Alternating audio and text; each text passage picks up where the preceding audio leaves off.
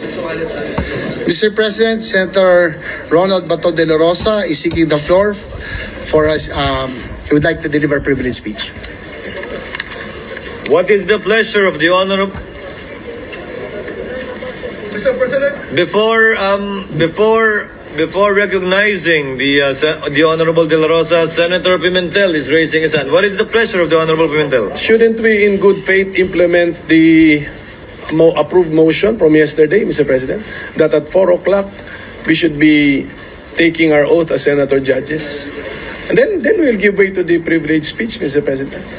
So that was the motion approved by the body yesterday. Majority Leader. Yes, Mr. President, we will be honoring that what was agreed upon yesterday, but this is a personal collective privilege, and any member of this August body can just stand up and avail of this collective of this privilege hour, Mr. President. No, I don't think so, Mr. President. This is a privilege speech. This is a privilege speech. This is not a privilege motion. So my motion is to execute and implement what was agreed upon yesterday.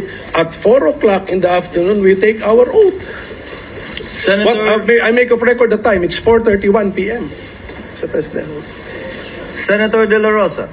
Yeah, Mr. President, it was very clear yesterday that we agreed that before I take my oath as member of the impeachment court, I should have delivered my privilege speech. That's why I made it a precondition to my approval or to my agreement to the motions yesterday that I'm willing to take oath as a member of the impeachment court, provided let me first deliver my privilege speech. And very clear, it was agreed by the minority leader. No, Mr. President, no.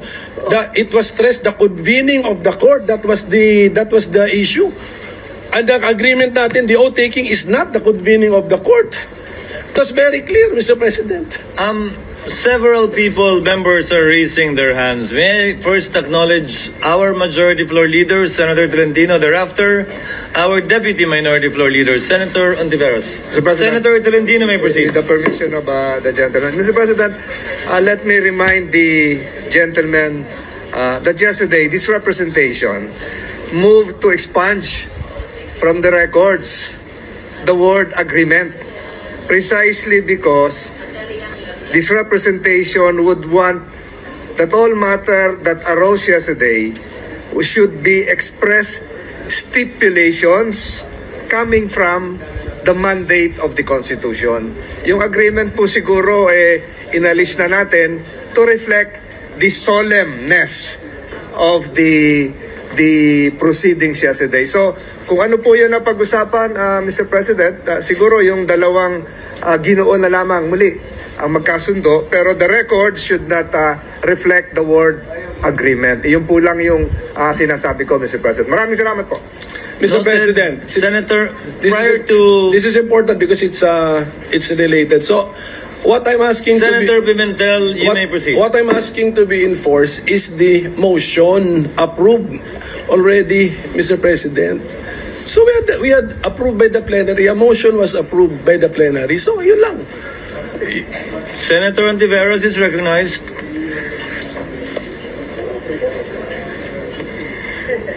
I second the motion of the minority leader, Mr. President. The motion to implement the approved motion. Napakahirap naman po magpatupad ng ganyang kasimple. Mr. President, under Section 3 of our Rules of Procedure on Impeachment Trials, the presiding officer shall administer the prescribed oath or affirmation to the members of the Senate then present, and to the other members as they shall appear, whose duty it shall be to take the same.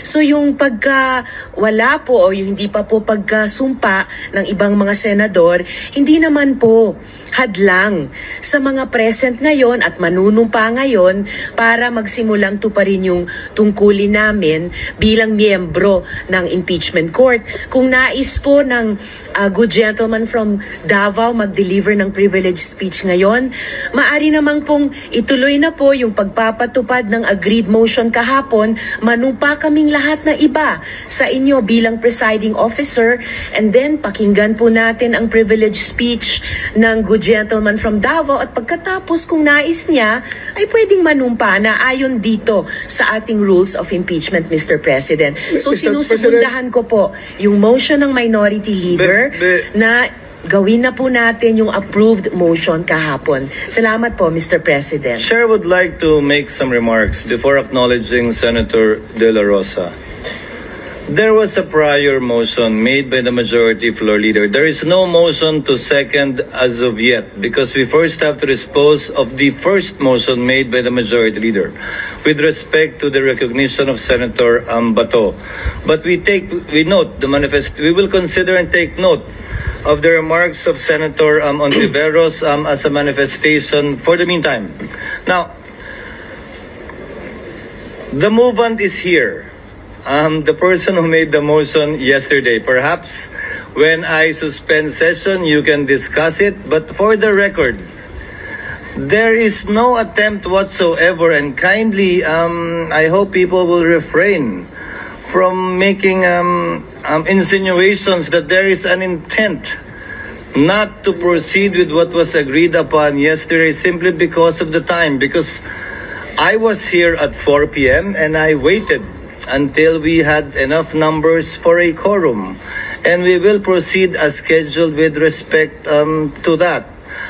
So whether Senator Bato, as will be discussed when we suspend, will speak first, or we will do what is being suggested by the minority floor leader. In either case, both will be done today. So before I recognize the movement, Chair will suspend the session so that you can discuss. Session is suspended.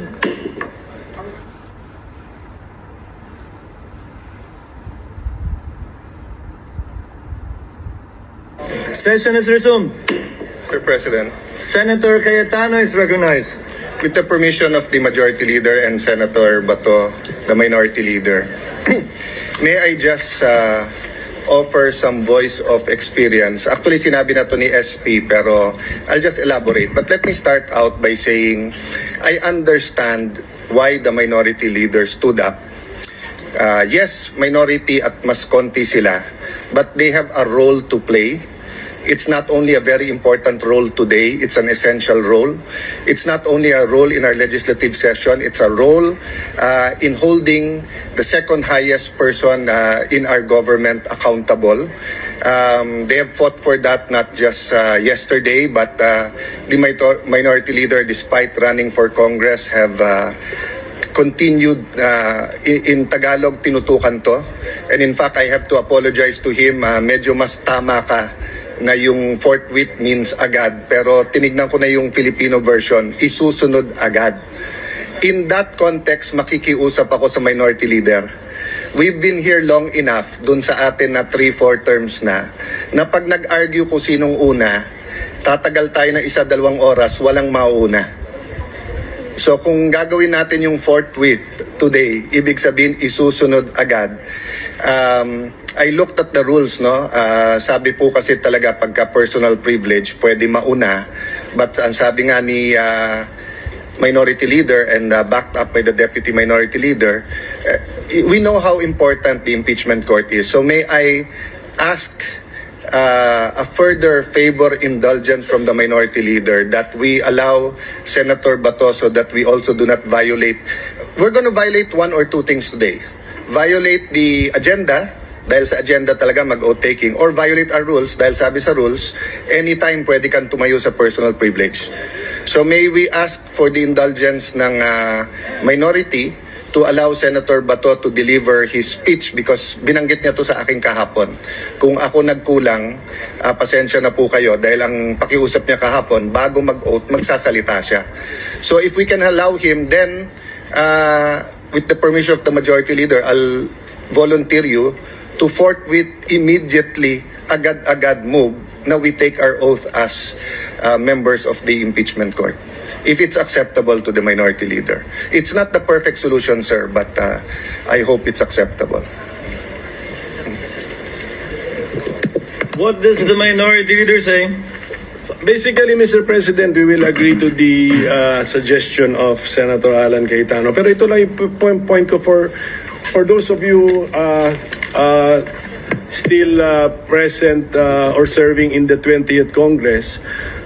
There is a purpose, meron tayong agenda. So when you are in number 7 for privileged speech, you cannot just stand up and then accelerate the tackling of your item in the session, Mr. President, by just standing up. So ano lang po yun, just an observation. So with that, I willingly give way to our colleague with this important message for us, Mr. President, Senator Bato de la Rosa.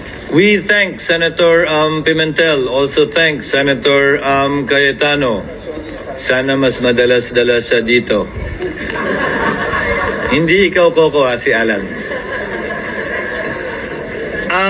And also for the record, I'd like to assure our minority floor leader and deputy minority floor leader that we will, the chair would rather preside over the oath-taking of members of the impeachment court today.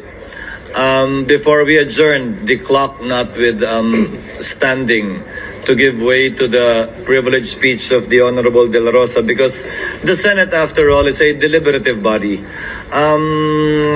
Everyone should be free to say their piece, subject to certain limitations, of course, and we are free to agree or disagree.